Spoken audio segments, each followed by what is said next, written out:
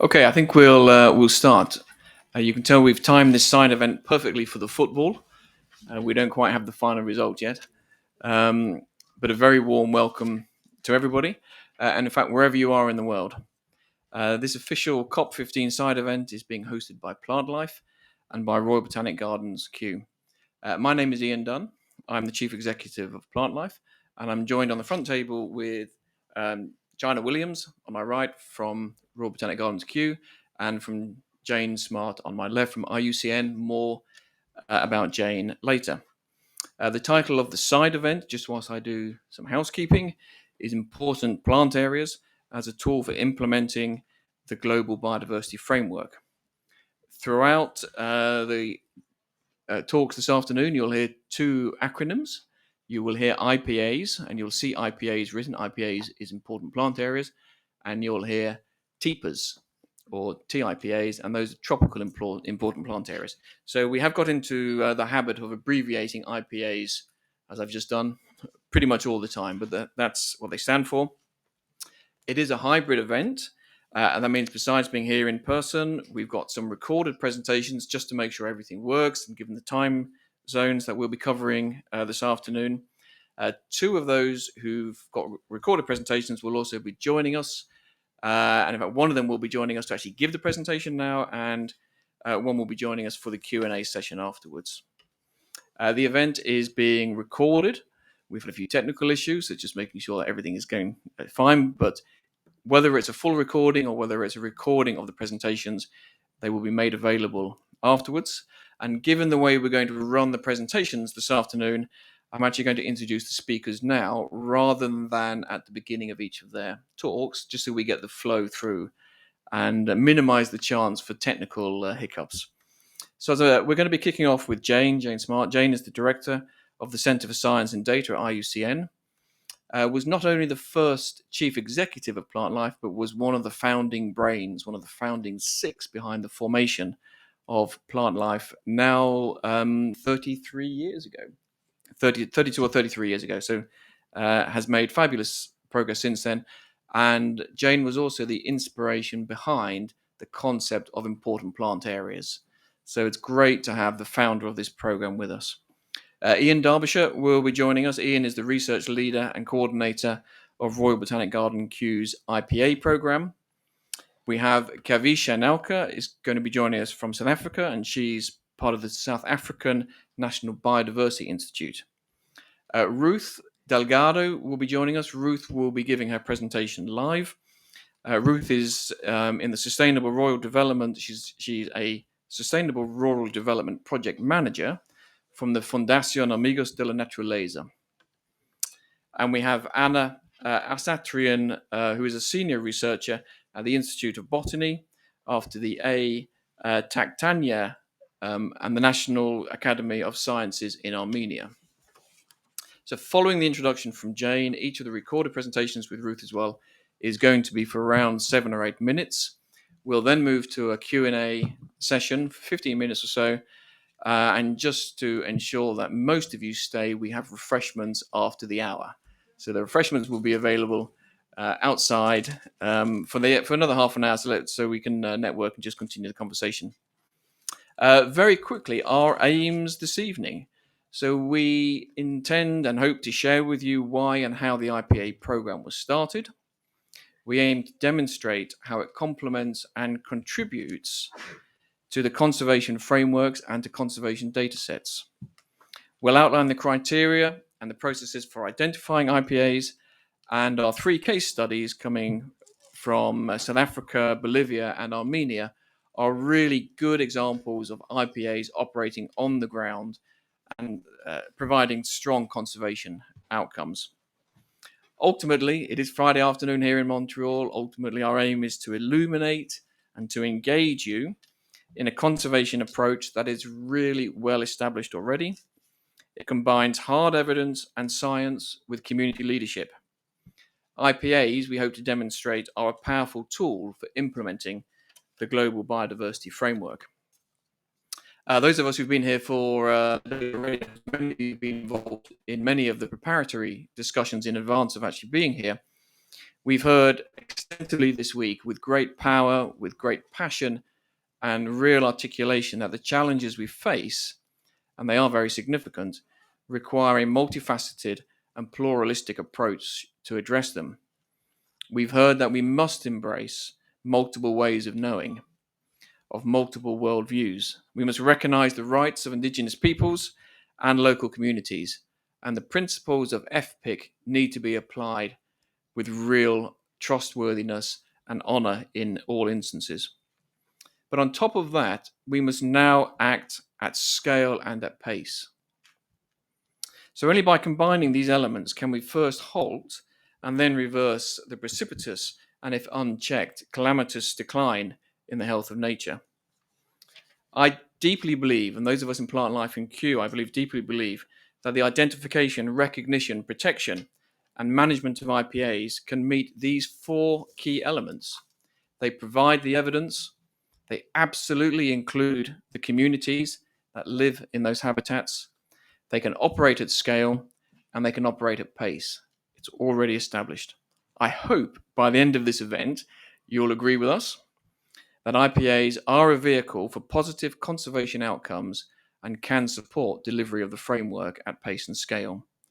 And on that introduction, Jane, I'm delighted you've been able to join us. As I mentioned, Jane, founding brains behind IPA, founder of Plantlife. And Jane, over to you. Thank you very much. Thank you very much indeed, Iain, and thanks very much indeed for the invitation to be here this evening. It's a great honour, and thanks to Q as well. It's a huge honour to be here, actually, talking about important plant areas once again. And thank you all so much, very much for coming. It's great to see such a full room in such a sort of busy event at an unusual time. We're not programmed to have side events at 4 o'clock, so well done for coming. It's very good. Now, I'm going to take us back, actually, first to the late 1980s. I wonder how many of you here, I mean, maybe you're all botanists, but do you all remember the book, The Important Bird Areas of Europe? The Grimmett book. Orange in colour. Well, in the early 90s, Plantlife was 3 people strong in a very small broom cupboard behind the giant redwood, on which you can still see today in the wall of the Natural History Museum in London, that great big giant redwood on the wall. We were in a broom cupboard behind that redwood. And Alistair Gemmell, who was director of the RSPB's international section at the time, he came into my office, just 3 of us there, as I say, and he said, "You've got to do this for plants." He said, "You've got to do important bird areas for plants." That's what he said. And he said, "You just got to do it, now, do it now." And that was a bit much at the time. But I thought, wow, yeah, actually, that is what we have to do. That is what we have to do. So we started to do it. And then talking to some of the bird people at the time, they said, "Well, no, you don't have to worry about plants, because if you get all the bird areas, you don't have to worry about plant areas." I thought, well, I don't think that's right. So we looked into that a bit more, actually, and then we realized, of course, it wasn't right. And although in some sites, importance for birds and plants overlaps, in many others, of course, it doesn't. And there's all sorts of, we could have a whole sort of PhD on all of that, couldn't we? And maybe there is one. I've got my own theories about that. Anyway, at the same time, the sort of push behind the global strategy for plant conservation was starting to bubble up within the CBD. And that was very exciting as well, because it was the first time the target-led approach was being trialled.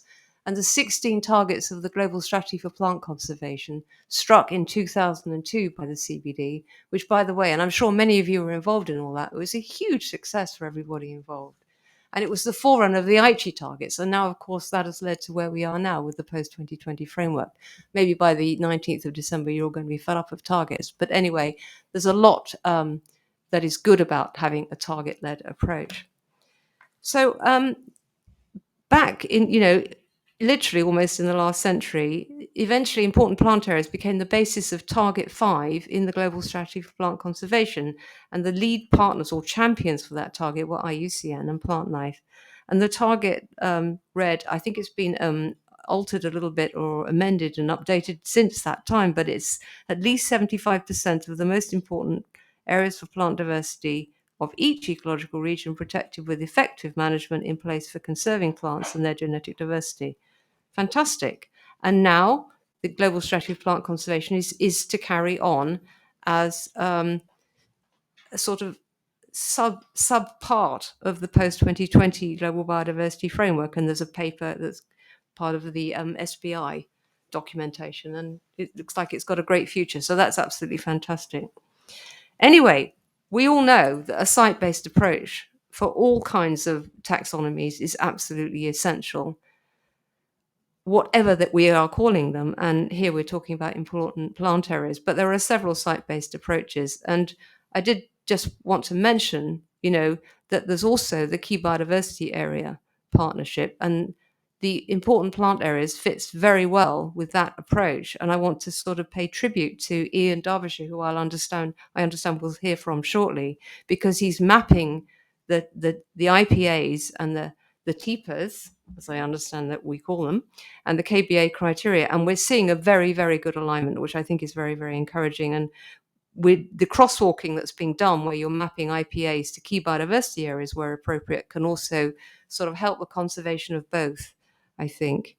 And there's even a current case study with the Marne Botanic Garden. I don't know if anyone here is involved with that. I was told somebody might be here. Is currently crosswalking several IPAs into the KBAs. Anyway, whatever we call them, we need to map these places, protect these places, put them in a database, and make sure that they are effectively managed and protected. I would like to invite anybody involved in this site-based approach to learn about the IUCN Contributions for Nature platform, where we will showcase any site-based approach at all on a global database, where you can sort of map and show your contribution to world conservation, and we are to map that to the post-2020 framework. I will end by saying that if we don't do this, we cannot achieve the post-2020 global biodiversity framework. However it lands, we must conserve these important places for biodiversity. Thanks.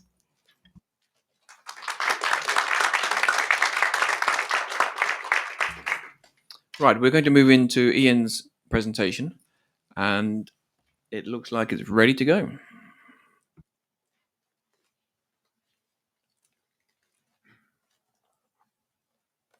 Hello, my name is Iain Darbyshire, a botanist at the Royal Botanic Gardens, Kew, and coordinator of Kew's Tropical Important Plant Areas programme.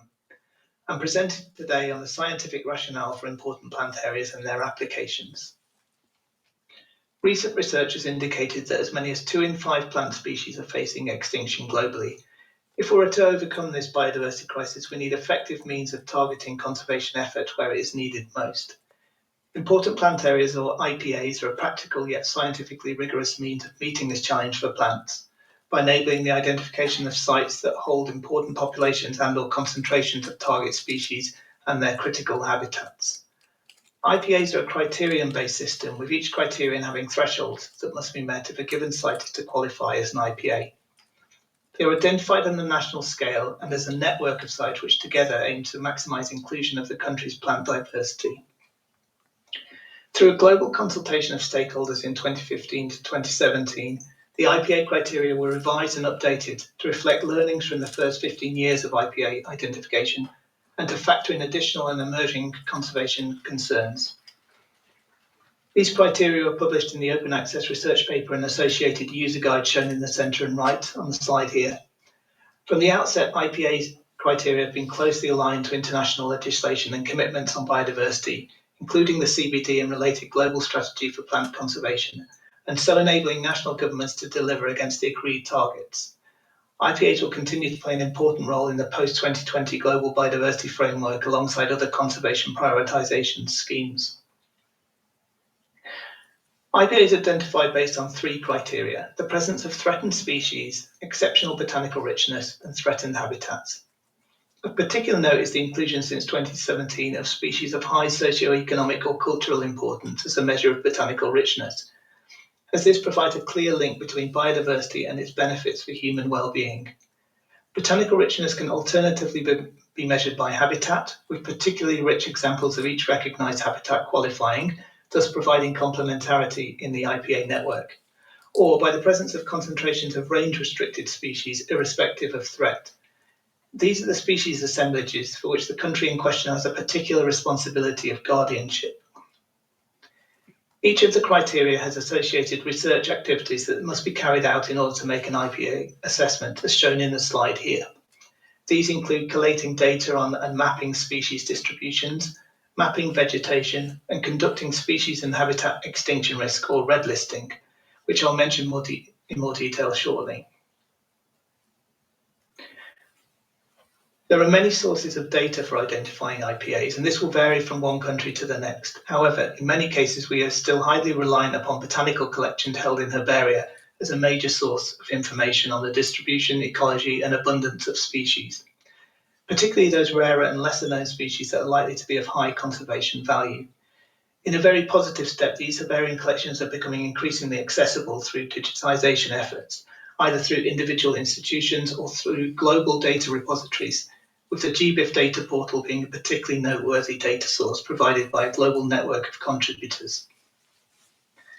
Whilst a powerful tool, we must also acknowledge that natural history collections data have limitations.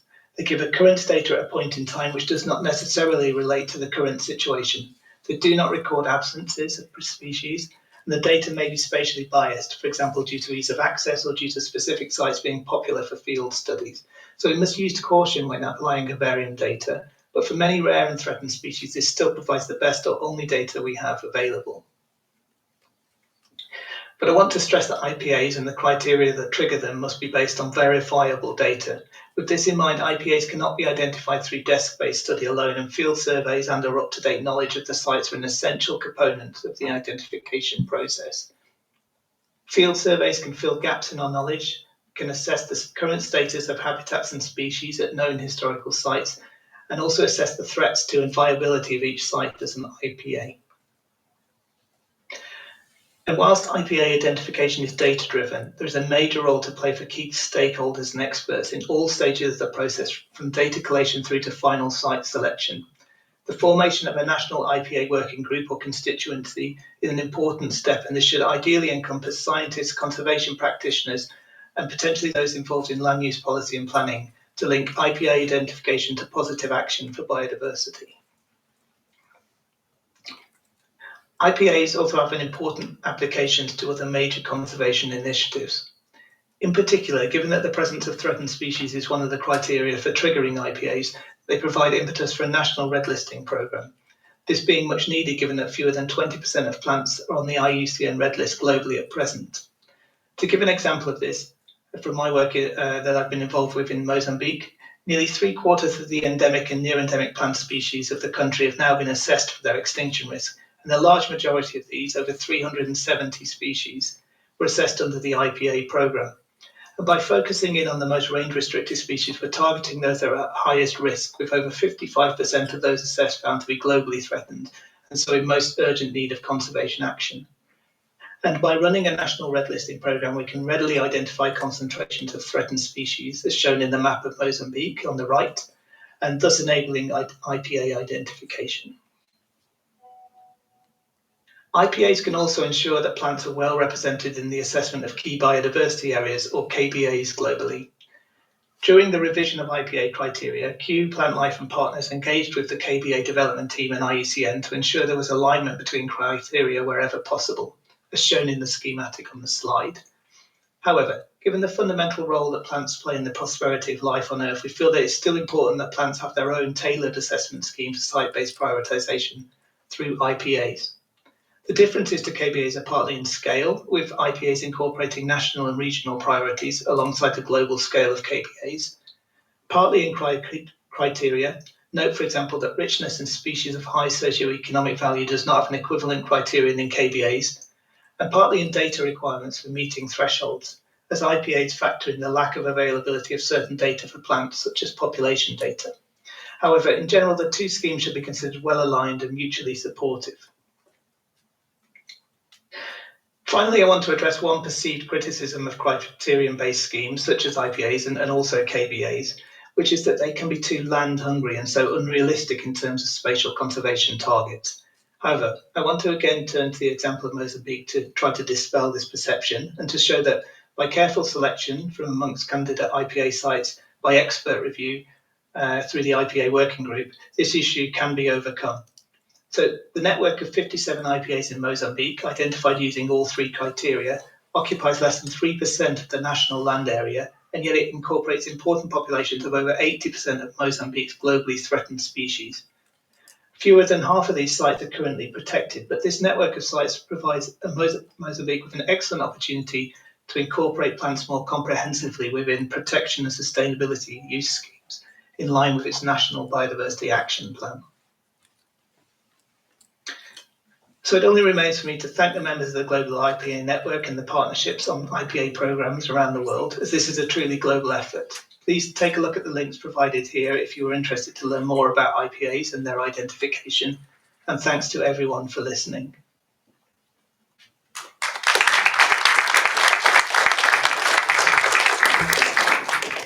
Iain will be joining us live for the panel discussion later. So if you do have questions for Iain, please jot them down and record them. And we'll move on to Kaveesha.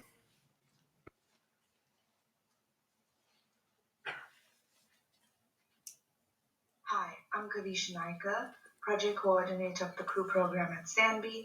Today I will be talking about South Africa's important plant areas. Although significant progress is being made worldwide to mitigate the decline of biodiversity, the conservation and management of botanical diversity remains decelerated due to deficiencies regarding appropriate data for the prioritization of botanical conservation. Thus, botanical conservation remains understated in global and national conservation planning processes. As a global initiative, the Important Plant Areas Project aims to identify, monitor, and protect the best sites for wild botanical species and their natural habitats using standardized criteria. The identification of important plant areas is a valuable resource for nations to be able to ascertain their degree of progress in satisfying Target 5 of the Convention on Biological Diversity's Global Strategy for Plant Conservation. South Africa has aligned the country's national strategy for plant conservation with the Global Strategy for Plant Conservation, thus making Target 5 a priority for the country to demonstrate our commitment to the protection and preservation of South Africa's flora. South Africa is world famous for its extraordinary biodiversity. Known as one of 17 megadiverse nations, South Africa houses 3 globally recognized biodiversity hotspots, as well as a range of rich and varied ecosystems with unique floral diversity, of which 97 ecosystems are listed as globally threatened. About 10% of the world's flora occur within the borders of South Africa. This equates to more than 20,000 plant species, with 25% at risk of extinction. South Africa is the only country in the world to have its own plant kingdom, the Cape Floral Kingdom. With such immense botanical diversity within South Africa's borders, it was vital to identify the country's important plant areas, even though South Africa has already determined the country's critical biodiversity areas and key biodiversity areas. By identifying these important plant areas, South Africa adds an additional dimension to support botanical conservation planning and decision-making at all tiers of government in an effort to ensure the conservation of our unique flora. Discussions regarding the Important Plant Areas project began in 1993 with the formulation of the global criteria for the Important Plant Areas project. The criteria were trialed throughout parts of Europe and deemed successful. In 2002, Plantlife International published Important Plant Area Guidelines, which over the years has since been revised a number of times, with the newest revision defined in 2017 by Darbyshire et al. To ensure that the criteria could be relevant and applied to all regions of the world. South Africa in 2004 attempted to identify the country's important plant areas based on Plantlife International's Important Plant Area criteria. However, due to insufficient fine-scale distributional data at the time, the Important Plant Area criteria could not be applied. 18 years later, the South African National Biodiversity Institute now has sufficient appropriate data to systematically apply the Important Plant Areas criteria in South Africa for the first time. This is largely due to the significant contributions made by the Threatened Species Unit, the Custodians of Rare and Endangered Wildflowers Program, and the Botanical Society of South Africa, who have made botanical data collections a priority in the last few decades. Due to the many emerging threats to plant diversity, it is important for us to prioritize key areas for plant conservation. In many instances, plant diversity remains underrepresented in conservation planning as a result of insufficient accessible data. The important plant areas can be used as a fine-scale tool to prioritize key areas in South Africa and provide direction for plant conservation work across South Africa's landscapes. South Africa's important plant areas can be used by biodiversity planning officials, local, provincial, and national conservation authorities, environmental impact assessment practitioners, environmental and ecological researchers, conservationists, stewardship facilitators, and policymakers. Currently, the Custodians of Rare and Endangered Wildflowers Program at SANBI and the Botanical Society of South Africa are working together towards interventions within these important plant areas. South Africa's important plant areas could be utilized to inform biodiversity policy and guide the country's next version of the National Plant Conservation Strategy and sub-activities, such as identifying areas in which ecosystem and species restoration work needs to be prioritized. This could help sustain threatened plant populations and increase the longevity of their survival. The surveying and monitoring of tracts of conservation concern to ensure that the naturally occurring populations are not lost. The identification of prime sites for stewardship intervention. The clearing of alien invasive plant species to alleviate the pressures impacting plant diversity and ensure that the important plant areas are not being lost to invasives. The sustainable use of indigenous flora, specifically those plant species with medicinal and socioeconomic significance. The prioritization of critical sites that require intervention.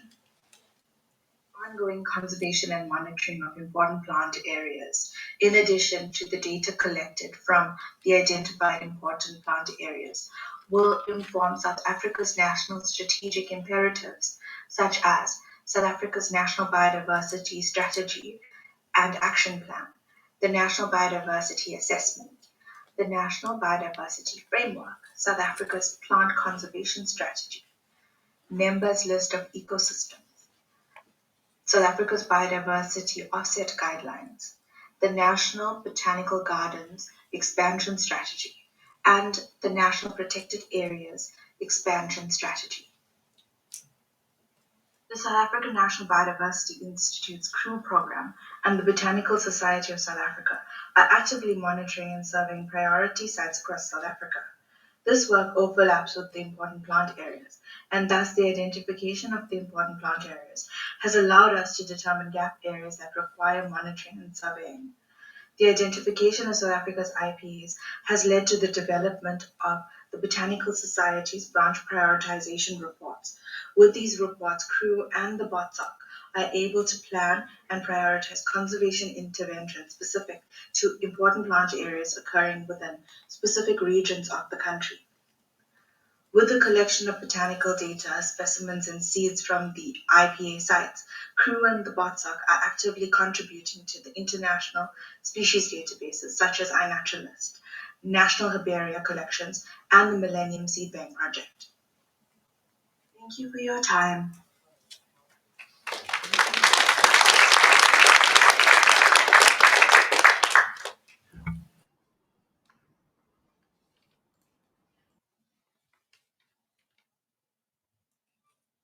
Greetings from the heart of the Caucasus Biodiversity Hotspot. Dear colleagues, I would like to introduce you the important plant areas of Armenia project, its importance and benefits. Armenia is remarkable for the richness of its flora and diversity of habitats. Flora contains about 3,800 plant species and 145 of them are national endemics. The identification of important plant areas in Armenia was completed in 2016, and the total number of IPAs is 32. They include all the diversity of the main habitat types characteristic to the country. 22 of them contain or overlap the state protected areas and the community managed protected landscape. The IPAs of Armenia cover about 60% of the country's protected areas. The national IPA network contains populations of about 80% of the nationally threatened plant species and more than 80% of globally threatened plants. And most of the last ones are endemics. 27 of the total 32 IPAs completely or partially overlap the key biodiversity areas. It forms about 84%. I would like to outline the importance of the program in a context of protection of the whole diversity of habitats. In addition to forests and wetlands, grasslands, in particular dry grasslands, and other open habitats are particularly important for conservation of biodiversity, and many of them are really threatened. In Armenia, the highest species richness, including crop wild relatives, endemics, and threatened species, is concentrated in semi-desert and steppe belts. And it's so good to see the long-lasting effect and the progress the IPA project has made in Armenia. In this context, I would mention two parallel processes. One is the use of the project results and our expertise in the development of strategies and policies for the conservation of biodiversity on regional and international levels. The other is implementation of the objectives of the global strategy for plant conservation through research and conservation projects focused on particular IPAs. Here are some examples. Our expertise and the data on IPAs of Armenia was used as one of the layers for identification of key biodiversity areas and conservation landscapes for Armenia and so for the region as well. Another example is our contribution to the recent review of the European progress to a global strategy for plant conservation. We made it in collaboration with Plant Europe Network and Plantlife International. Implementation of particular projects targeting IPs by my botanist colleagues and by myself. Let us put into practice the goals of the GSPC and to collect new data to keep the IPs database updated. At least one-third of the Armenian IPs have been involved in such kind of projects. New species for the local flora and new populations of threatened species have been found in the framework of this project. One example is from Pambak IP in the north of Armenia. The project Rhododendron caucasicum survey in Armenia for conservation of the species and its habitats, implemented a few years ago, became the first focused study of the species in Armenia. The research is to be continued. Another example is from Herher IPA in the south of the country. Our work began 6 years ago with a couple of scoping projects and brought to a more ambitious ongoing project titled Protection of Threatened Pear Species and Securing Viability of Their Populations in Armenia. Here I would like to mention that territory of Armenia belongs to one of the most ancient areas of origin of and development of agriculture, where crop wild relatives are represented in great number of forms, and pears in particular are of great interest. 12 of 32 pear species of Armenian flora are endemics of Armenia, and 10 of them, 10 species, are included in the IUCN Red List of threatened species. The main goal of the project is protection of 5 globally threatened endemic pear species in the wild, in situ, through populations restoration by reinforcement and monitoring activities. The project contributes also to ex situ conservation of the target species through collection and storage of seeds in the seed bank of the Institute of Botany of the National Academy of Sciences of Armenia. It contributes also to ex situ conservation by establishment of nurseries and through enrichment of the living plants collection in Yerevan Botanical Garden. We work closely in collaboration with local communities, and caretakers receive special training and nursery management and monitoring, and they grow wild trees on backyard nurseries. Learning together with locals is not only about sharing the scientific knowledge and raise their awareness on conservation issues. Local communities are carriers of millennium-old traditional knowledge, especially on wild crops. So our communication helps in better understanding of pair genetic diversity and domestication paths. Joint fieldwork is the best way to exchange knowledge and experience. This was a brief introduction of our work on IPAs with particular examples, targeting particular IPAs. I would like to express my deep gratitude to all partners and contributing organizations and individuals, and also to those organizations which supported our work. And many thanks to my colleagues who worked with me. And finalizing my presentation, I want to show you one of our target species, pair species, Pyrrhus hyastana, endemic of Armenia. Hyastan is the country's name in Armenia. Many years ago, when I was a child, I had no doubt that my future profession will be linked with nature conservation. And I had a thought that if I could contribute to conservation of even only one species, then it would be worth it. Today, I'm happy for having opportunities to do more together with my co-minded people in Armenia and other countries. Thank you very much.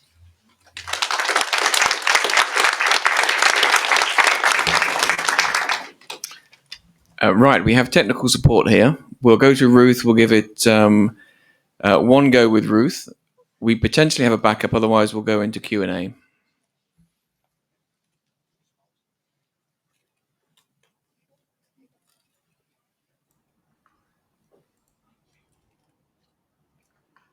Okay, Ruth, say hello.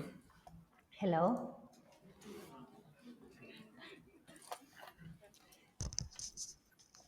Can you hear me now?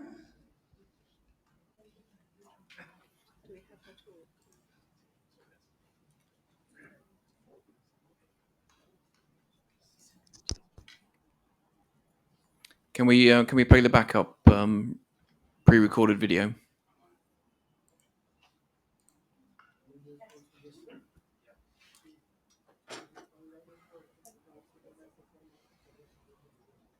She should leave the headset and try directly with computer. Yeah. But if they compare on call, it's instant. Yeah, they compare on the online. Okay, what we're going to do for the next couple of minutes is just take some questions, and then we'll have one more chance to get Ruth. If it doesn't work, we'll just stay in the Q&A panel. So questions, Iain's online to take them. We have great support within the audience as well. But are there any questions you'd like to raise for anybody who's here? The first question is always the hardest. Please. A comment that was done at the end, but I didn't see it in the other presentations, about how indigenous population and local community are being involved in this knowledge generation process. So I would like to learn more about how the different institutes are considering their voice in the creation of the data sets. On your chair, if you look at the purple leaflet and you follow the QR code. So first and foremost, to answer your question, follow the QR code and you'll have access to the entire IPA program with Plantlife and Q. The way the program works is very local. So there's a couple of umbrella organizations, and Jane can say more, but we have the Global Partnership for Plant Conservation. Within Europe, for example, we have Planta Europa. So there'll be guidance that will come from some of the partnership organizations, but the delivery on the ground is very much local. So that will be local institutions with local communities who want to embrace it. But Jane, do you want to? Yes, I mean, I think the whole approach, whether it be IPA or KBA or whatever it is very much bottom up, and they've been designed in this way. But I would add that there's more probably that we can do to engage with Indigenous peoples and local communities, even more, I'm saying. I mean, maybe Andy Plumtree would like to make a comment about the involvement of Indigenous peoples and local communities with the KBA program, but certainly, and there's such a lot of similarity as we've heard, but this is the only way to do it, really, to engage with local people. Otherwise, I think we all know by now it's not going to work ultimately.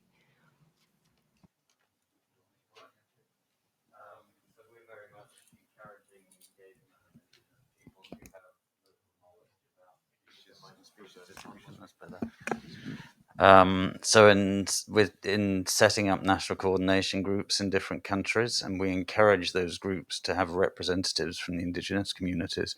So an example would be Democratic Republic of Congo, where they've got a group that represents the indigenous peoples in that country, and they're part of that national coordination group.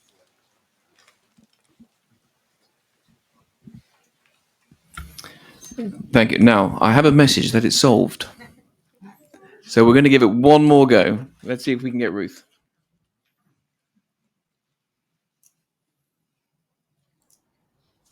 Okay, they say We.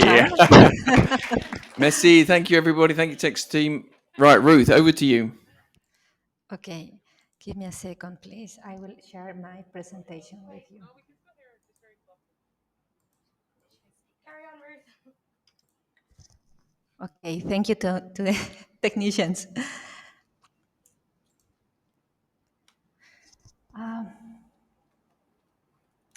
Can you hear me? Ruth, you must hold your microphone to your mouth. Okay, you can hear me now better? It is better now? Yep, perfect. Okay, thank you. Well, hello everybody. Today I'm going to present the Bolivian TIPA program. I'm going to talk about the community benefits of IPAs and the potential role of IPAs in ecosystem restoration.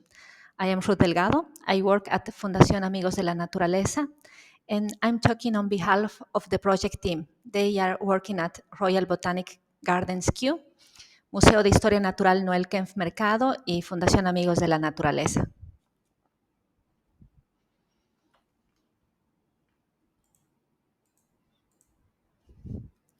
First of all, we are very proud of being the first country in South America to be prioritized for TIPA identification.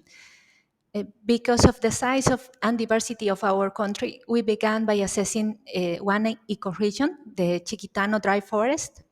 You can see on the map, it is on the east part of the country.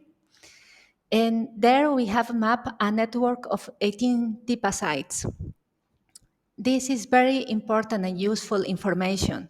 The subnational government adopted these TIPA sites when updating the master plan for protected areas in the Department of Santa Cruz, and they are also using this information on other conservation planning actions. Also, we have awarded certificates to the 18 TIPA sites to empower the actors of the identified sites, as other presenters were talking about. It is important to effectively manage the IPAs. So we think these certificates will help them to demonstrate the exceptional richness of these sites. In the framework of these the TIPAs, we are supporting the sustainable use of non-timber forest products. Because there are indigenous communities living in and around the TIPA sites, we think it's an especially useful strategy to help them to sustainable harvest forest products so they can conserve their natural and cultural diversity, but also improve their livelihoods. In order to do that, we have been working with them in 3 lines of work. The first one is the sustainable harvesting and processing. We have facilitated the formation of producer associations to promote the fair share of responsibilities and benefits when they are using the forest products. And we have provided training and technical assistance in good harvesting practices, so they can conserve the forest, not degrade the forest because of the harvesting, and also obtain product with good quality for the market. Now these producer organizations, they have equipment to increase their harvesting and processing capacity. Another line of work is the inclusive business. We think it is important to help the producer associations to implement good practices of business management and commercialization so they can get fair prices, and they establish fair relationships with other stakeholders in the value chain. And that one is the third line of work, the value chain of forest products. We think it is important to make alliances with other actors so they can reach markets and add value to their products so they can get more benefits of these activities. Well, these value chains and these producer organizations are pilot initiatives, and these first results are very inspiring. The indigenous communities, other companies, also local governments, they are very interested in becoming part of this initiative. They wanted to use this framework as a means to improve their livelihoods, but also to conserve the forest. Now I'm going to share with you 3 examples of communities and the forest products they work with. The first one is San Severino community. They work with Chiquitano almonds. After field surveys, we identify Chiquitano almond trees areas with a highly density of trees, so they can harvest the fruits without harming this area. After the training, they could implement good harvesting practices and good processing practices also. And because of that, now they are able to sell raw and roasted Chiquitano almonds. They are also making alliances with other companies so they can add value and make other products with these almonds. It is important to say that they are very proud of this product. It's been they are very happy to see their product with a label and seeing that other people is acknowledging that it is important and it is a good product. The other example is IPAs community. In this community, they have a high density of the pesoe tree. They harvest the seeds, and they also implement good harvesting and processing practices, and they obtain an oil. This is a medicinal oil, and they can sell it to in a small bottles, but also as an ingredient for other products. They are very enthusiastic because they are thinking to use it to produce soaps, creams, and other products because of these properties. And the market is answering also. The market is very interested in these products. The last example is a Yororoba community. They work with Copaibo, which is a a tree that provide a resin. This resin is obtained after drilling the tree. In this case, it's very important to apply these good practices so they conserve the tree and the forest in general. The producer association is filtering and packaging this product, and they sell it as a medicinal oil. Also, this product can be used as an ingredient, and they are planning to make other products with them. Finally, I would like to comment on the restoration potential.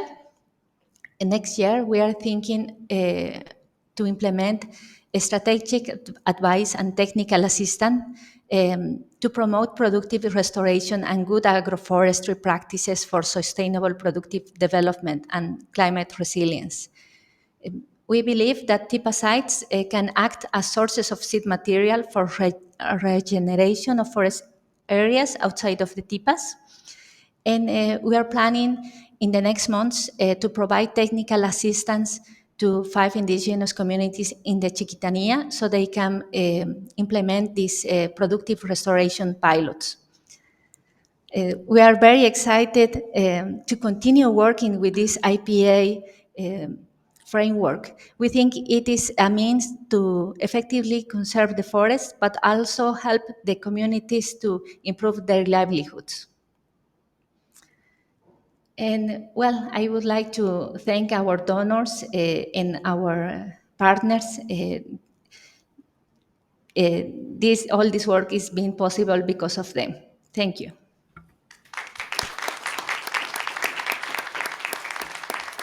Well, a big thanks to Ruth there, and also for the patience and the passion that came through.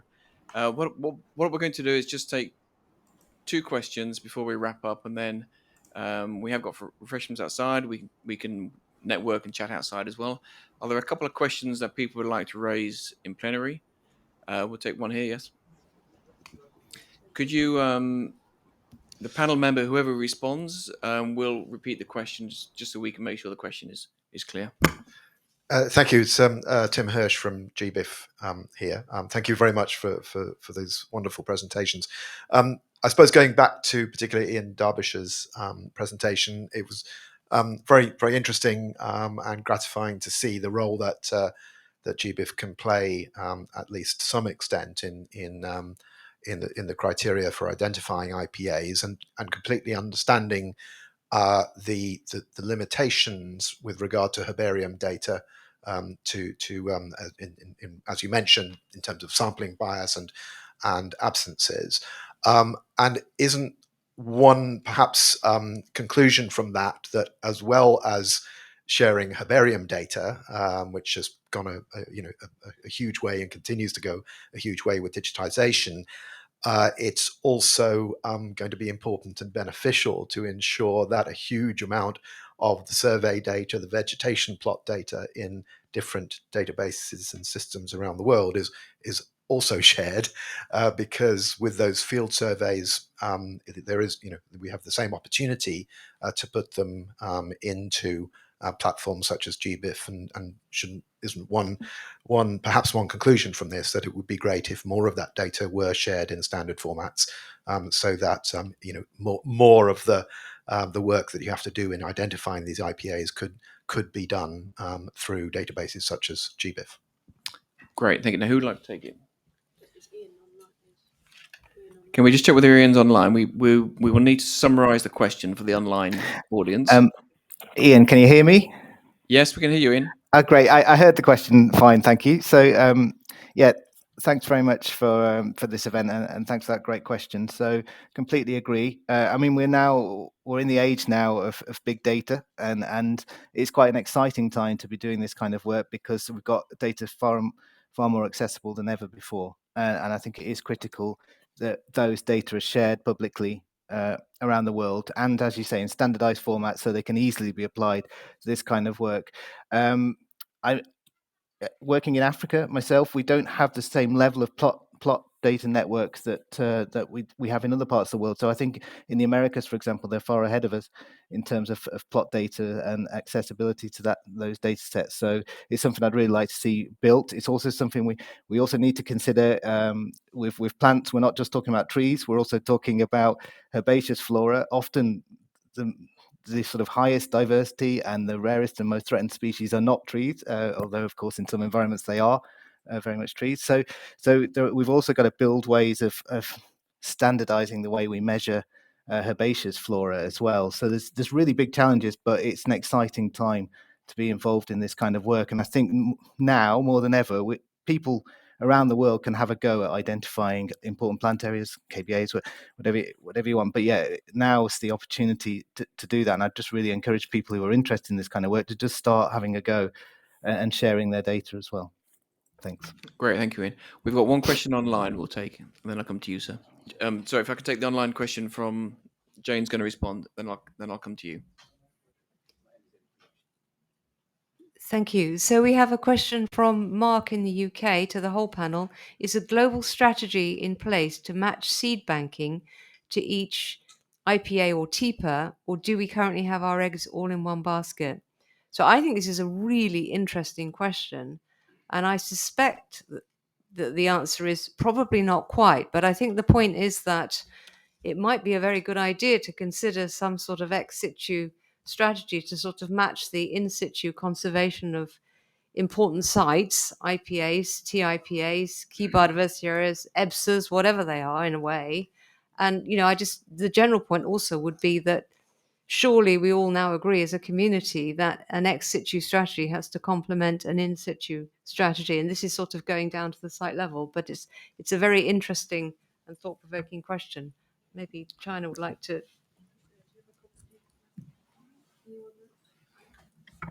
Do we have a microphone, Joe? Could you introduce yourself when you respond? Hi, I'm Carly Cowell, also from Kew Gardens, work with China. Well, we have the Millennium Seed Bank project in partnership at Kew, and we do align with the projects that we're working with in Africa and South America, and where we have our teams working, we're also collecting seed. So they are in alignment, but I agree, I think as a global community, we need to look further and look at aligning our in situ and ex situ conservation strategies. Thanks. Great, thank you very much. Please.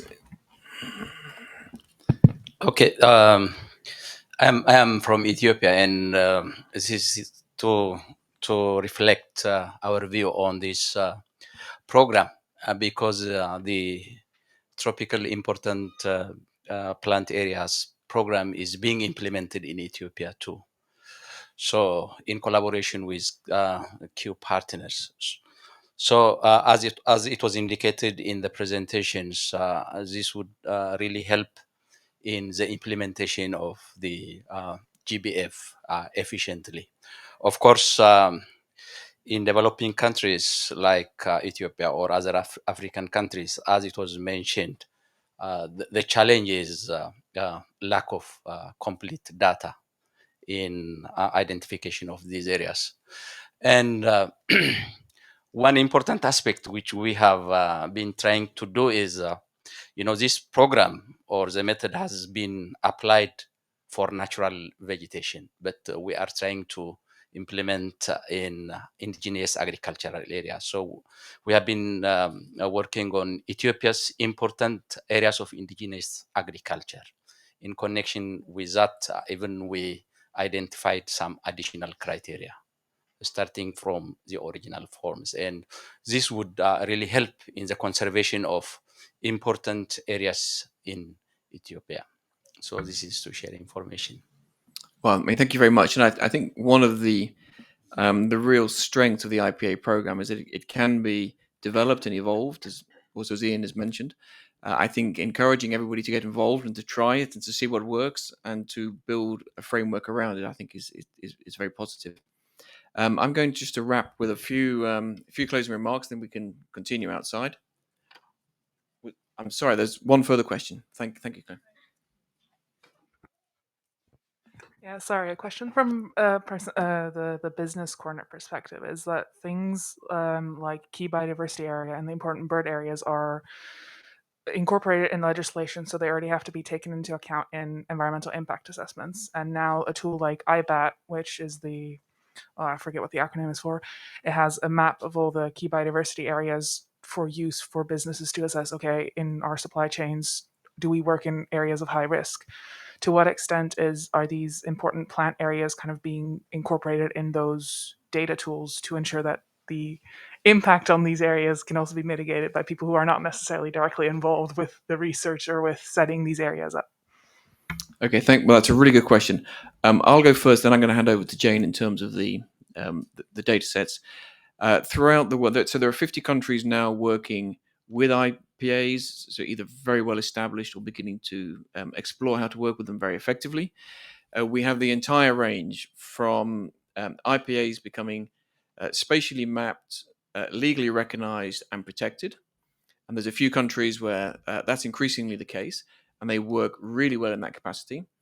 And there are a large number of areas where there is to some degree, there's no real boundaries around the IPA very clearly defined, and there's certainly no protection for those areas in any kind of legal sense or national frameworks.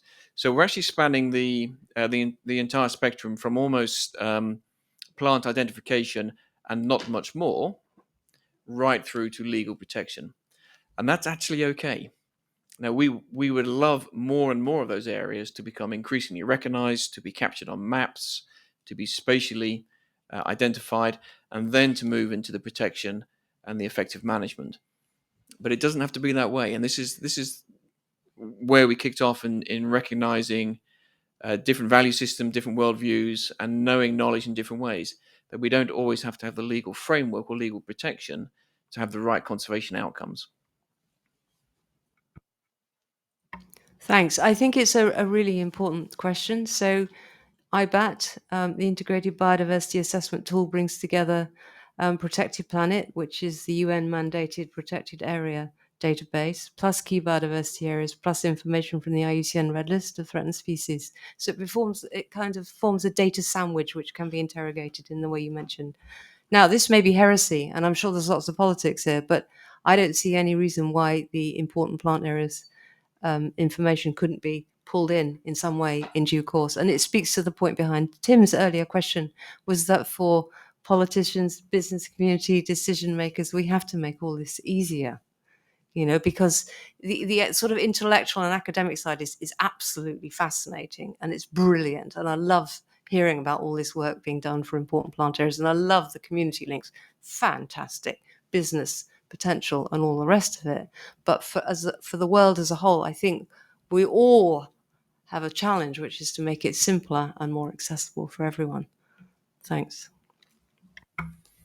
Great. Well, thank you for joining us. A really big thank you to our speakers from all over the world. If you have to go for our speakers, that'll be much appreciated. Through IPAs, we are cherishing, we're protecting, we're celebrating, and we're restoring the native world. And let's keep doing so. And wherever we can, let's encourage more of these to be put into place, to encourage communities to work with them and to work alongside the other frameworks. Do join us for a drink and a pastry outside. And thank you again for coming. And thank you to those online who've joined us as well. Thank you very much. Thanks, everyone.